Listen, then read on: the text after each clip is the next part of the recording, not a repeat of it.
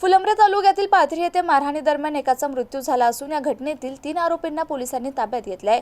मागील 15 दिवसात पठारी येथे खुनाची दुसरी घटना घडली आहे. याबाबत सविस्तर माहिती अशी की फुलंब्री तालुक्यातील पाथरी हे गाव शैक्षणिक हब म्हणून ओळखलं जात होतं. मात्र मागील 15 दिवसात या ठिकाणी चुलत भावाने आपल्या भावाला भुसकून मारलं होतं.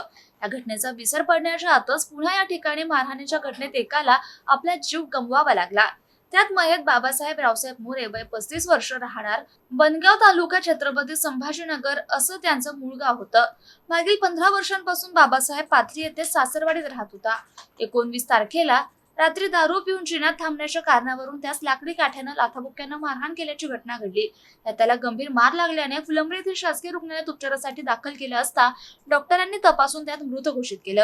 या मृत्यू प्रकरणी बाबासाहेब मोरे यांचा साला विष्णू बनसोड याच्या फिर्यादीवरून वडोद बाजार पोलीस ठाण्यात गुन्हा दाखल करण्यात आला असून यातील आरोपी कचरू पारवा बनसोड, वसंत शामराव बनसोड आणि गणेश शामराव बनसोड सर्व राहणार पाथरी यांना पोलिसांनी ताब्यात घेतलं असून त्यांच्यावर गुन्हा दाखल करण्यात आला असून सहाय्यक पोलीस निरीक्षक V.S. जोनवाल यांच्या मार्गदर्शनाखाली पुढील तपास पोलीस उपनिरीक्षक क्षीरसागर हे करतायत. Mahavir Jaiswal, MCN news, Phulambri.